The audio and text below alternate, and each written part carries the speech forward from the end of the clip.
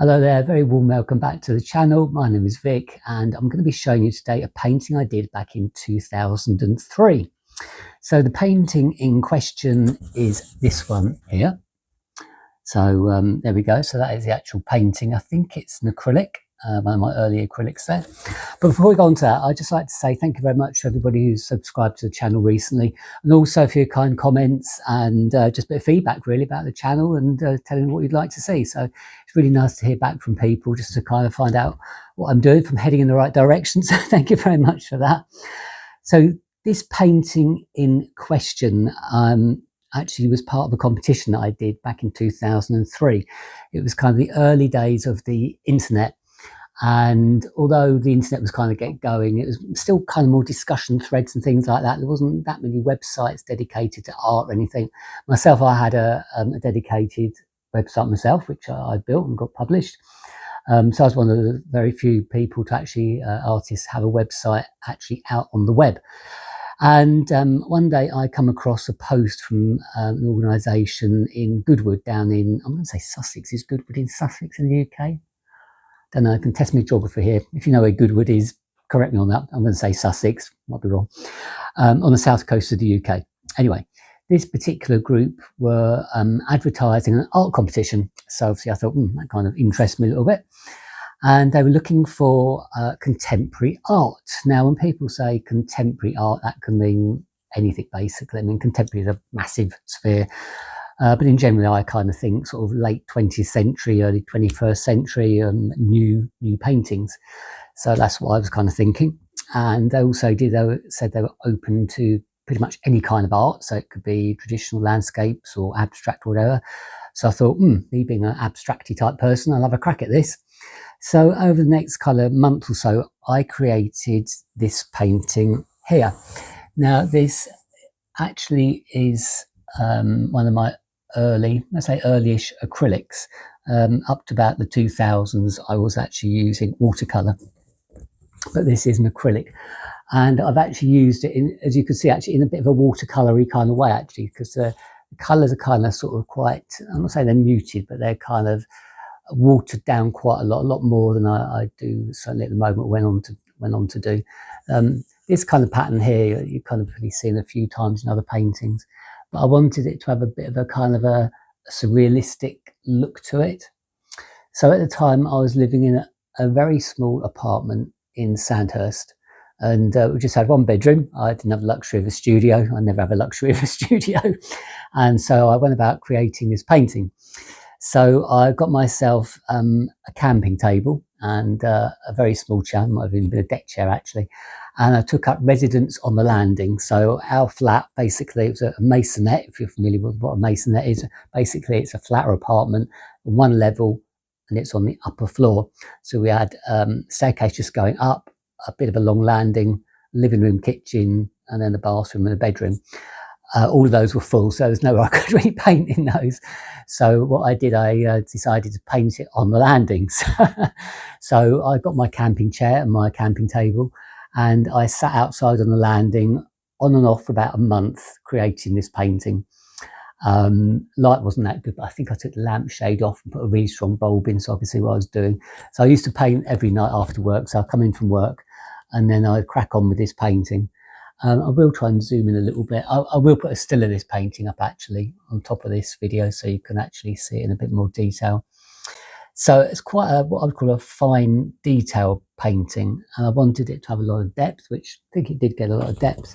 Probably my biggest challenge was this bit in the middle here actually, because I wanted that to have like a bit of a 3D effect, as though there's something kind of shining on it, as though it's just kind of in midair. So that's what I did. I created this painting and sent off my entry fee and all the rest of it like you do. And then I was invited to go along to Goodwood to deliver the painting. Now this was a bit of a weird one actually, so we're going to actually look at the painting there and then and decide if they wanted to put it in the exhibition. And so I got there, parked in the old car park. It's a horrible day as usual in the UK. It was chucking it down with rain. I had this painting framed actually because it had to be framed, so I whacked it in a frame and trotted along. Now I went into this. I think it's a hall really. It wasn't actually far from Goodwood Racecourse. It was kind of part of the racecourse actually. So I trotted along, went into this room, and there was this panel of people sat there. It was just like something out of I don't know, an old movie, I suppose. All men, all of a certain age. And as I was going in, we had to queue to go in, and people looking at each other's work as they do with these such things and saying nice things and such like encouraging things. I did notice that everybody else was landscapes and fruit and flowers and that kind of stuff. Nothing wrong with that, but that's not what I do. So I thought I might stand a bit of hope here because I seem to be the odd one out, and they did want contemporary work, so I thought that kind of falls into the category. And so I went in there and showed them my painting. I don't think I got as far as even saying hardly where I come from. I got as far as my name and probably age, I think they wanted to know. And they just looked at me and said, "So, thank you very much. That's not our kind of thing. We're not looking for that kind of work." And I thought, well, okay, I haven't even got a chance to even sort of show it yet, really. And then they just said, well, we really want with something with horses, really, we're looking for horses, really, horses or flora, that kind of thing. You know, it's, what, no horses in that. Where's the horses? I can't see the horses. Oh no, that won't fit in. And I'm afraid that was the end of that. So I basically wasted a month painting this painting for a bunch of snobs, really, just to say thanks but no thanks. And unfortunately, that is the very British disease that I have to face, and I have faced for the last 40 odd years. In that, if you do modern work in the UK, if you are a contemporary abstract artist, you're going to struggle. I don't enter competitions anymore. I don't enter exhibitions and stuff like that, not public ones anyway, mainly for that reason, because they're usually run by, it's the old school. I know we're in the 21st century, but you know, unfortunately in the UK, we've still got a certain snob element to anything arty, and that still exists, and there's nothing you can do about it. And I think it's always going to be there because it's just part of the culture. So if you don't fit into that category, if you haven't got the right kind of background, the right education and all that kind of thing, the right connections, you are not going to get anywhere. The one thing you will do, you'll actually spend quite a lot of money going into these exhibitions. I used to try to exhibit at the Royal Academy. I did it for about 20 years. Every year I'd send off something religiously. And back in the day, you actually used to go up there in person and deliver the work, and then they'd look at it. So you leave the work there for a couple of weeks, and obviously you get your rejection letter come through, which obviously I always did. And fair enough, go up and collect it kind of thing. So I did plenty of that. These days, they charge £35 just to look at a JPEG of your submission. So they don't even see it in real life. So I don't really see the point of that. I don't understand how you can judge something by just looking at a photo of it, especially for something like the Royal Academy. So if you're looking at quality art and you're just looking at a little tiny photo on the screen and saying, yes, no, not worth entering in my book. And I think it's just a nice little money spinner. I have to say the majority of exhibitions out there are exactly that. They are money spinners. I don't want to sort of cast that across everybody, so there are obviously some that are not. But the biggest majority, when you see a call for artists, that's what they call it. You get a call for artists when they're looking for people to submit work. It all looks nice and good, and then let's give you the prize money, which is kind of a bit irrelevant. Promise you the world and say where it's going to be exhibited, and then bang, once you get into the actual application, then you actually see how much it's going to cost you.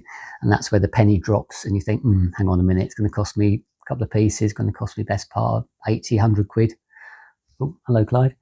And yeah, there's no point really, no point. And they're just going to judge it on a photo, absolute waste of time. So I should put up a still of this painting.